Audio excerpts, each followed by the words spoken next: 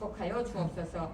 오늘 성탄 예배를 통해서 하나님 앞에 아버지 경배하며 또 동방박사와 또 목자들의 마음으로 아기 예수 탄생을 찬양하며 경배하는 그 귀한 마음을 가지고 성전에 온 모든 성도들을 주님께서 축복하여 주시고 그의 심령을 사로잡으시고 한 사람도 그냥 돌려보내지 마시고 성령으로 강타하여 주셔서 하나님 이 땅을 살아가는데 승리하는 삶을 살고 많은 사람들에게 하나님의 사랑과 복음을 전할 수 있도록 주님이 우리를 축복하여 주옵소서. 이 시간 귀한 말씀을 받습니다. 하나님의 주시는 귀한 말씀으로 마음속에 새길 수 있도록 열매 맺는 귀한 말씀이 될 수 있도록 축복하여 주옵소서.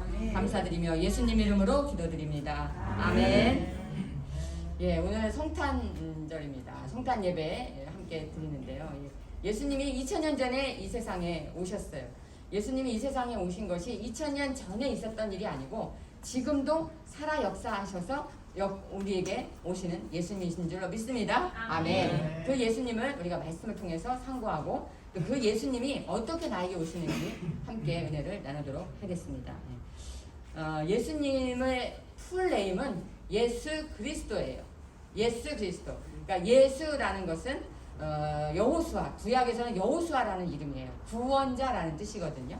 그러니까 예수 그리스도, 예수는 그러니까 우리로 지금 말하면 철이와 영이처럼 아주 히브리 유대인들에게는 흔한 이름이었어요. 네, 그래서 예수라는 이름이 사실은 많았어요. 그런데 이 예수라는 이름이 구원자라는 뜻이에요. 이 구원자라는 그 의미 안에는 굉장히 많은 내용이 들어있거든요. 우리 에베소 1장 3절에 보면 우리 함께 보겠습니다. 에베소 1장 3절 함께 읽겠습니다. 시작. 찬송하리로다. 하나님 곧 주 예수 그리스도의 아버지께서 그리스도 안에서 하늘에 속한 모든 신령한 복을 우리에게 주시되. 아멘. 여기 보면 예수님에 대해서 풀 이름으로 나오는데 주 예수 그리스도. 우리는 그냥 예수님 부르지만 예수님의 정확한 명칭은 이름은 예수 그리스도예요. 그러니까 예수 그리스도라고 불러야 그게 사실은 풀네임, 정확한 이름인데 우리는 그냥 줄여서 예수님 하죠. 근데 이 예수님 예과 그리스도의 이름 안에는 많은 신학적인 의미와 성경적인 의미가 들어있어요. 우리가 그걸 정확하게 알아야 사실 우리의 삶 속에서 그걸 누리고 살 수 있거든요. 이 예수라는 이름 안에는 어떤 뜻이 있냐면 죄를 사한다 이런 의미가 있어요. 우리 마태복음 1장 21절 함께 읽겠습니다. 시작. 아들을 낳으니 이름을 예수라 하라. 이는 그가 자기 백성을 그들의 죄에서 구원할 자이심이라 하니라. 여기 보면 구원할 자다 이렇게 나오죠. 그러니까 예수라 하라 이름을. 그러니까 예수님은요 창조주 하나님이 인간의 몸을 쓰고 이 땅에 오신 거거든요. 그러니까 원래는 예수님은 인간이 아니고 하나님이셨어요.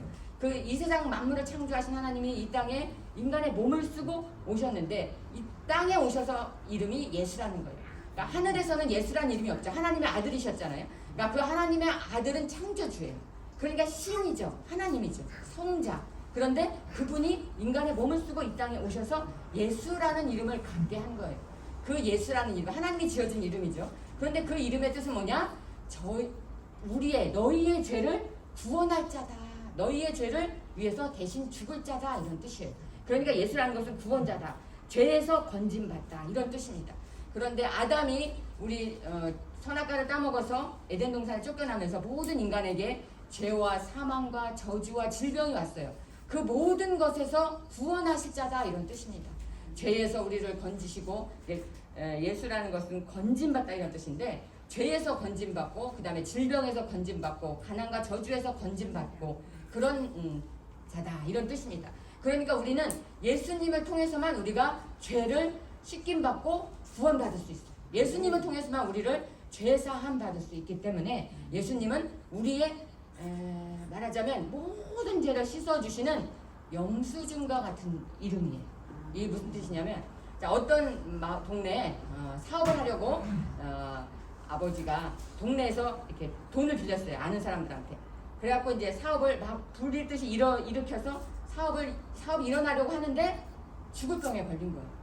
그러니까 이제 죽을 날이 다가오니까 이 아버지가 내가 이 사람들한테 돈을 빌렸는데 이거를 자식이 그냥 죽으면 자식이 그 빚을 물려받잖아요. 그러니까 내가 자식에게 빚을 물려줄 순 없다. 그러니까 다 갚아야지. 그래서 사업을 다 정리해갖고 빌린 돈을 다 갚았어요. 갚으면 뭘 받죠? 영수증을 받잖아요. 돈을 갚았다는 영수증을 받죠. 그 영수증을 받아서 장판 밑에 이렇게 넣어놨어요. 그리고는 죽은 거예요. 그러니까 이 아버지가 죽으니까 그 동네에 이제 돈을 빌렸던 사람들이 아들에게 찾아와서 당신 아버지가 살아있을 때 나한테 돈 빌려간 거 알지? 네, 압니다. 안 갚고 죽었으니까 당장 나한테 다 갚아.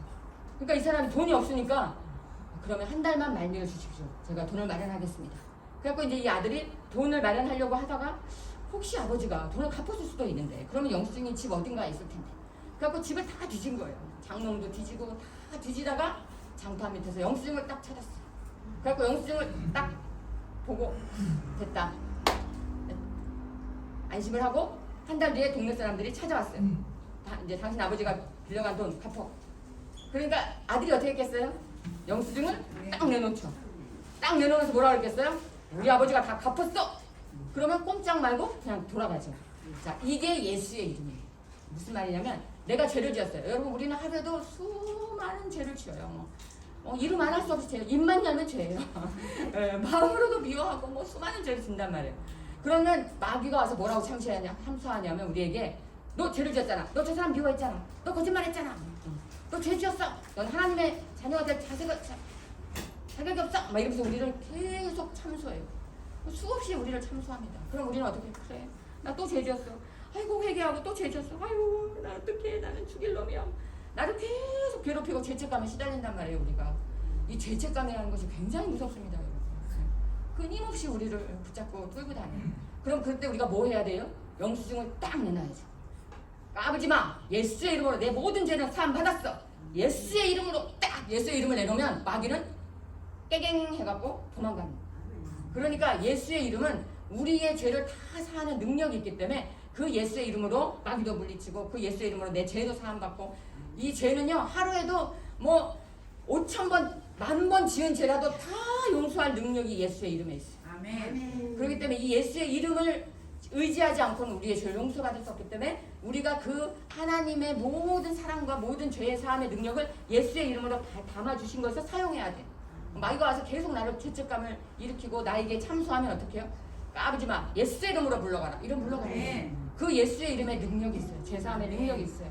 우리의 질병을 고칠 능력이 있어요.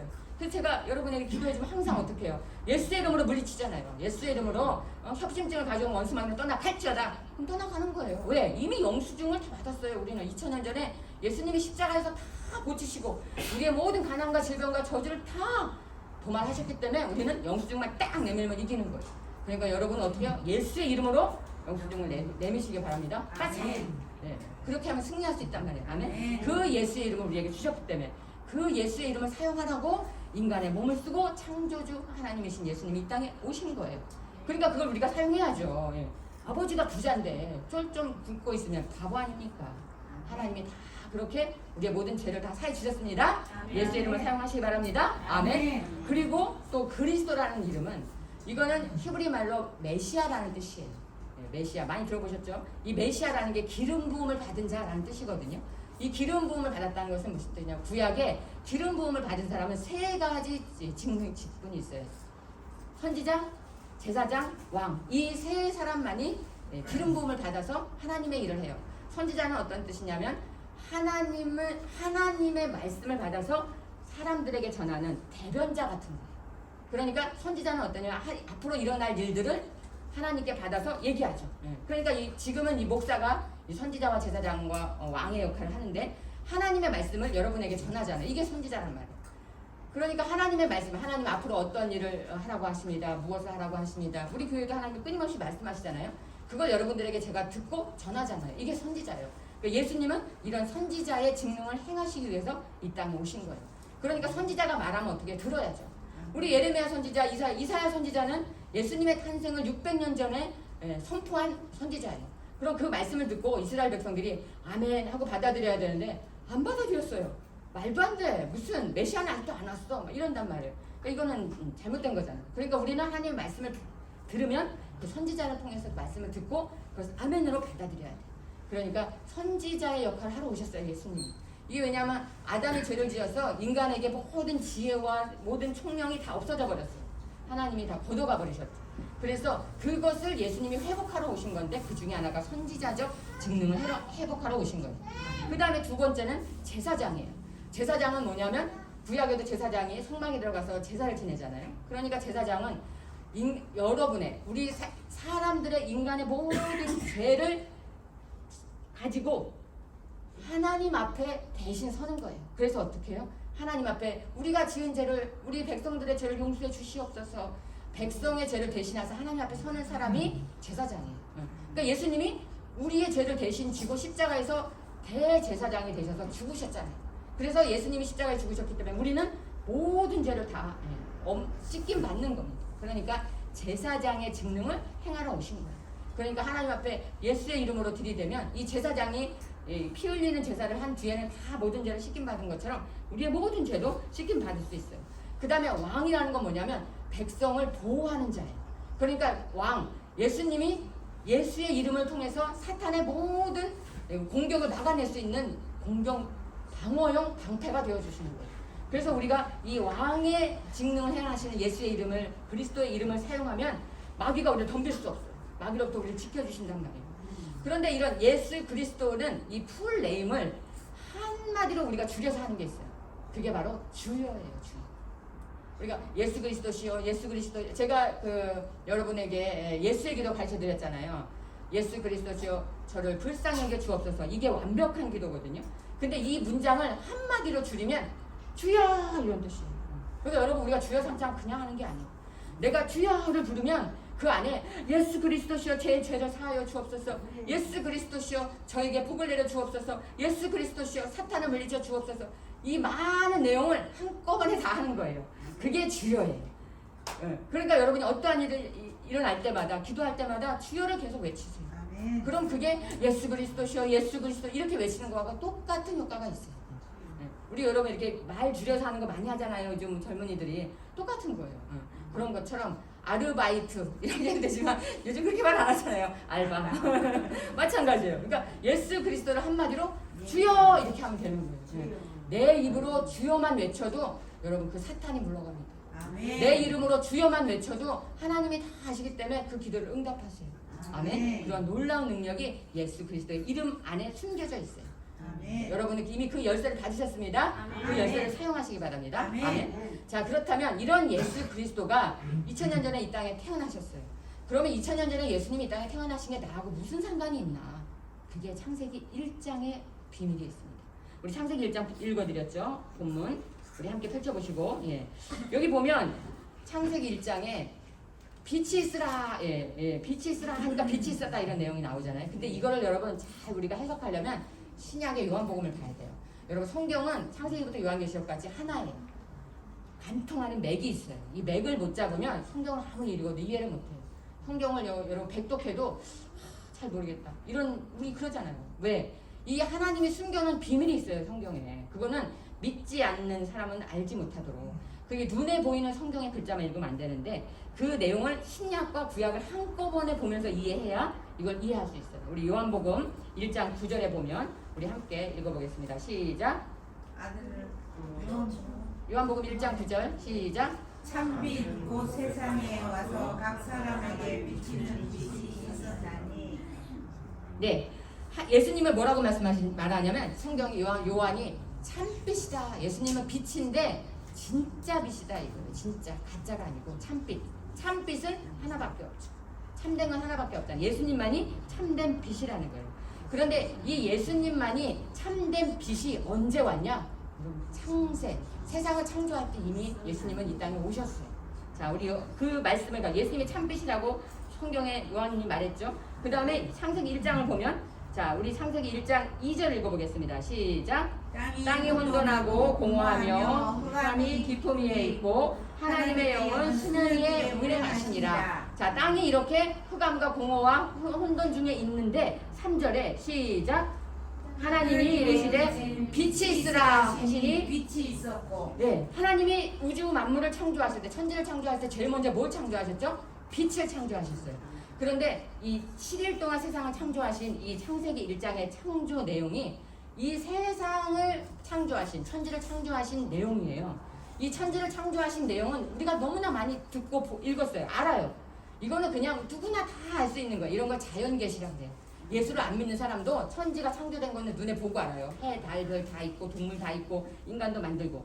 그런데 이 육신의 눈으로 보는 이 겉으로 보여진 천지 창조 말고 그 내면에 영적으로 진짜 창조가 있어요. 그게 뭐냐면 심령 창조인데 나의 마음 안에 예수님이 오시는 걸 심령 창조라고 그래요. 자, 우리 그 말씀이 고린도후서 4장 4절에 있어요. 함께 읽어보겠습니다. 시작. 그중에 이 세상에 신이 믿지 아니하는 자들의 마음을 험해하게 하여 그리스도의 영광을 복음의 광채가 비치지 못하게 함이니 그리스도는 하나님의 형상이니라. 우리는 우리를 전파하는 것이 아니라 오직 그리스도 예수의 주되신 것과 또 예수를 위하여 우리가 너희의 종된 것을 전파합니다. 어두운 데에 빛이 비치라 말씀하셨던 그 하나님께서 예수 그리스도의 얼굴에 있는 하나님의 영광을 아는 빛을 우리 마음에 비추셨느니라. 예.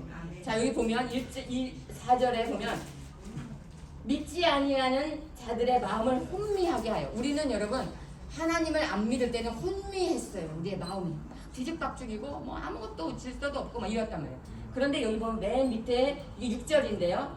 밑에서 세 번째 줄 보세요. 어두운 데에 빛이 비치라 말씀하셨던 그 하나님. 이게 누구세요? 하나님이 천지 창조한 거잖아요. 어두운 중에 빛이 있으라. 지금 조금 아까 읽었던 창세기 1장 3절. 그렇게 말씀하셨던 그 하나님께서, 창조주 하나님께서 예수님은 창조주 하나님이에요. 삼위일체 하나님. 하나님께서 예수 그리스도의 얼굴에 있는 하나님의 영광을 아는 빛을 우리 마음에 비추셨노라. 아멘. 여러분의 마음에 하나님을 아는 빛을 쫙 비췄대요. 아멘. 이게 창조예요.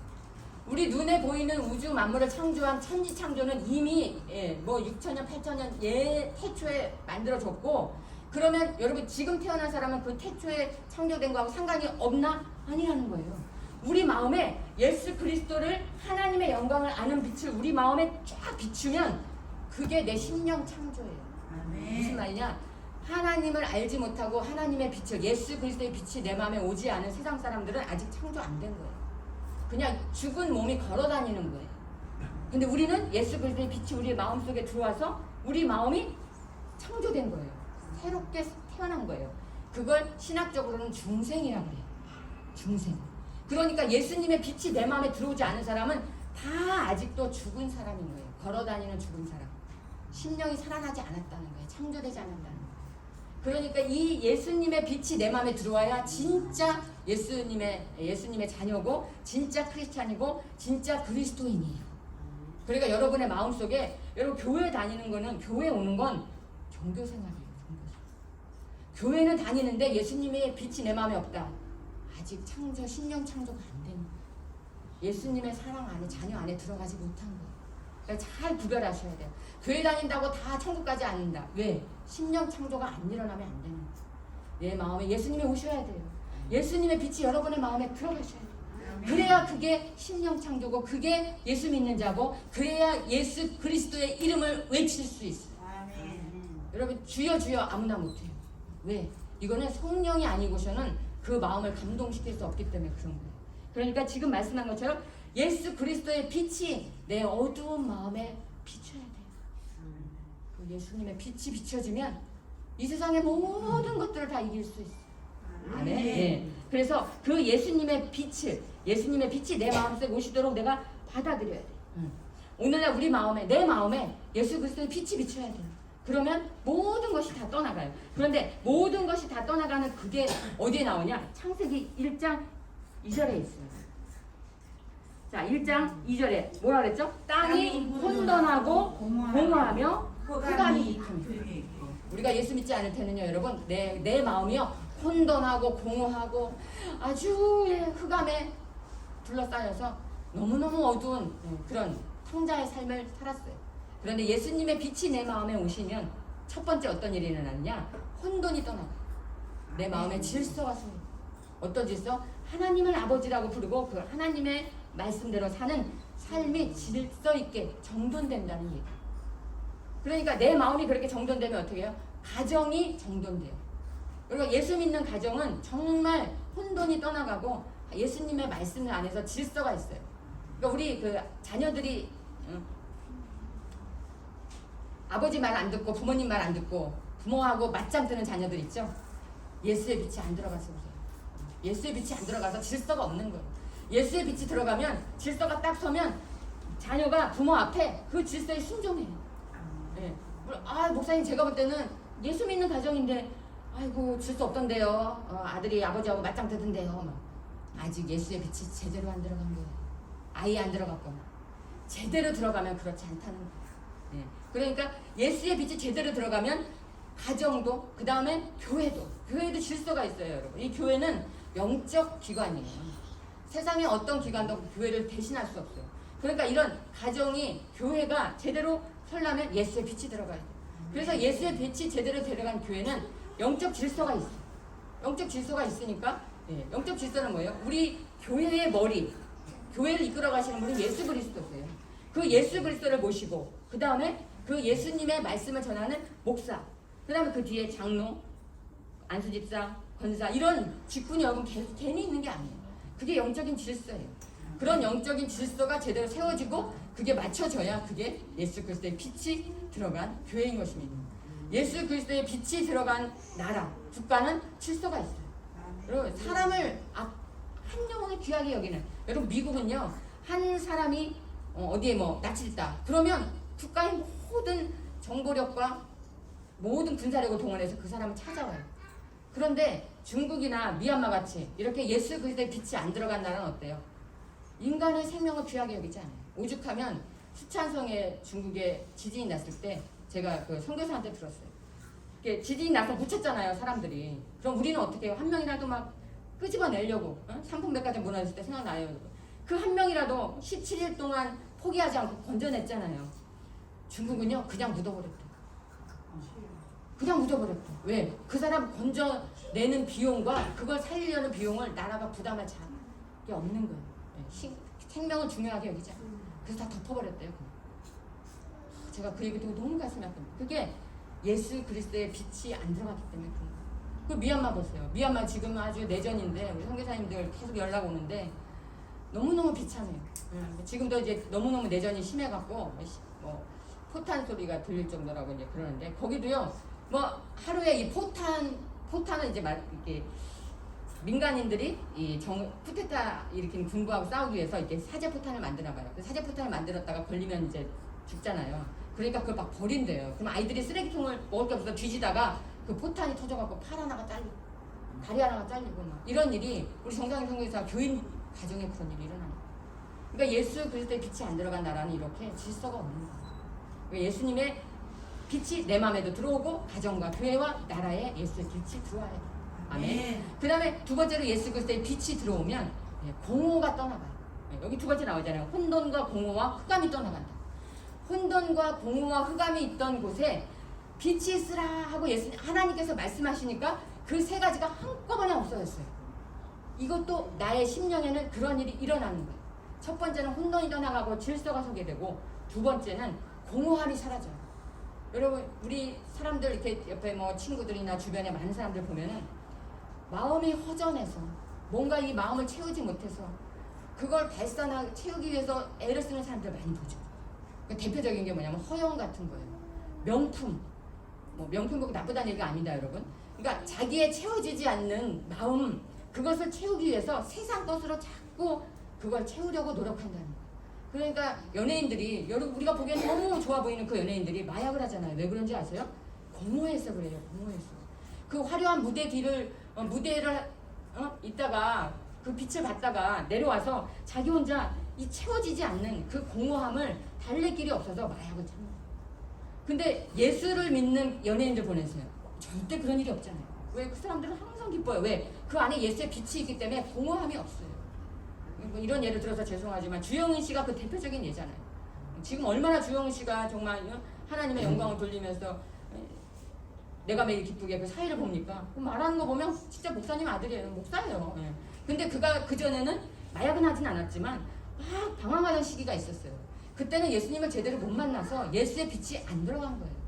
예수의 빛이 들어가니까 지금은 얼마나 아름다운 가정을 그렇게 이끌어가면서 사람들한테 좋은 영향력을 미칩니까? 신혜라 씨도 그렇고. 여러분 신혜라 씨 같은 예수의 빛이 제대로 들어가니까 그렇게 아름다운 선한 영향력을 미치는 거예요. 그러니까 이 공허는 예수님만으로 채울 수 있어요. 여러분 우리 인간의 이 마음에 이 영에는요 하나님만으로만 채울 수 있는 공간이 있어요. 우리가 느끼지 못하지만 뭐 느끼는 분도 있죠. 저는 이제 느끼지만 그러면 그 하나님으로만 채울 수 있는 이 공간을 다른 세상의 어떤 것으로도 채울 수 없기 때문에 그걸 예수님의 빛으로 채우지 못한 사람이 공허함을 느끼는 거예요. 그래서 이런 공허함을 느끼면 외롭고 슬프고 그리고 이걸 채우지 못하니까 어디 가서 이걸 채워야 되나 세상에서 춤도 추러 가고 뭐 별 취미생활 산에 우리나라 산이 주일날이면 무너진다지 않습니까 여러분? 왜 이렇게 산을 찾아다녀요? 이거 채우지 못하는 거예요. 교회 오는 우리들은 그럴 필요가 없잖아요. 등산 가도 좋고 건강을 위해서 가도 좋고 뭐 안 가도 갈 수 없고 뭐 근데 아주 그냥 1년에 52주를 등산 간 사람들 있어요. 우리 여기 뭐 관악산이 무너진다잖아요. 하도 많이 가서. 그러니까 그런 세상의 것으로는 절대 채울 수 없어요. 제가 어제도 어떤 누구한테 전화해서 오늘 오라니까 지금 술 먹고 있느라고 못 온대요. 참 내가 너무 안타까운 거예요. 그 예수의 빛이 없으니까 그걸 채울 길이 없어서 술을 먹고 있는 거예요. 모임에 나가서. 그러니까 우리는 예수의 빛이 오면 내 마음이 예수님의 빛으로 가득 차서 세상에 어떤 것을 찾고 다니지 않아요. 아멘. 네, 그러니까 여러분 예수의 빛으로 마음을 채우시기 바랍니다. 아멘. 어떻게 채우냐? 예수님을 사랑하면 돼요. 날마다 예수님 사랑합니다. 예수님 감사합니다. 내 마음에 오시옵소서. 그렇게 말하면 돼요. 그 다음에 예수님이 예수의 빛이 내 마음에 오시면 흑암이 떠나갑니다. 여러분 이 흑암이 어두움이 떠나가는 거예요. 그러니까 내 마음에 어두움은 빛으로 이길 수 있어요. 그러니까 빛이 오면 어둠은 떠나가게 돼 있어요. 내가 아무리 어둠을 물리치려고 소용이 없어요. 여기 딱 성전에 들어오면 어둡잖아요. 그럼 아우 어두워. 야, 이거 왜 이렇게 어둡지? 아우 왜 이렇게 어둡지? 이런다고 어둠이 떠나가요? 그냥 형광등 딱 켜면 돼요. 스위치 켜면. 예수님 스위치만 딱 들어오면 내 마음의 모든 어둠은 좌절로 떠나가게 돼 있어요. 아멘. 그러니까 마귀하고 싸우지 마세요. 그냥 예수의 빛을 받아들이면 마귀는 무서워서 떠나가게 돼 있는 거예요. 그러니까 요한일서 2장 8절에 함께 하겠습니다. 시작. 다시 내가 너희에게 계명을 쓰노니 너희에게도 너희에게도 참된 것이라. 이는 어둠이 지나가고 참빛이 벌써 비침이니라. 네, 여기 사도 요한이 말하고 있잖아요. 어둠이 지나가고 참빛이 벌써 비칩니다. 참빛이 오면 예수님이 오면 어둠은 떠나가게 돼 있어요. 그러니까 아까 제가 맨 처음에 예수 그리스도의 이름으로 마귀를 물리친다 그랬잖아요. 예수 이름만 들어도 마귀는 떠나간다고요. 그러니까 내 마음에 예수가 오면 마귀는 다 떠나가게 돼 있어요. 근데 그 예수를 예수님의 마음이 내 마음에 가득 차지 않으니까 마귀들이 자꾸 우리를 넘보고 우리를 해방하고 참수하는 거예요. 그러니까 내 마음에 예수를 온전히 내 마음이 예수의 빛으로 완전히 가득 차야 돼요. 그렇게 하려면 예수님을 어떻게 자꾸 모셔드려야 돼요. 예수님 사랑합니다. 내 마음에 오시옵소서. 예수님은 너무나 인격적이시기 때문에 오라고 안 하면 안 오세요. 오지 말라고 하는데 오는 건 도둑이에요. 도둑. 그러니까 오라고 해야 오시는 거예요. 그러니까 예수님 사랑합니다. 내 마음에 오시옵소서. 빛 대신 주님 오시옵소서. 예수님이 나의 마음의 전부이십니다. 자꾸 이렇게 고백을 해야 내 마음에 예수님이 점점 많이 들어오시고 예수님으로 채워지시는 거예요. 아멘. 자, 우리 예수님을 받아들이는 그러한 삶을 살아가시기 바랍니다. 자, 우리 찬송가 289장을 부르면 예수님이 엄청나게 빨리 찾아오세요. 엄청 실이 빨리 오십니다. 자, 우리 박범준 전사님 289장 좀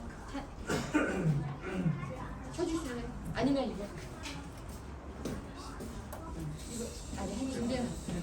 자, 찬송가 289장 새 찬송가 289장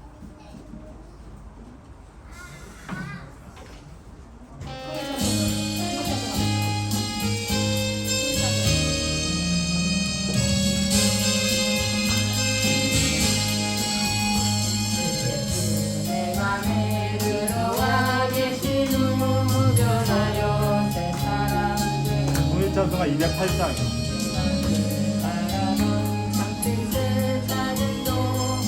예수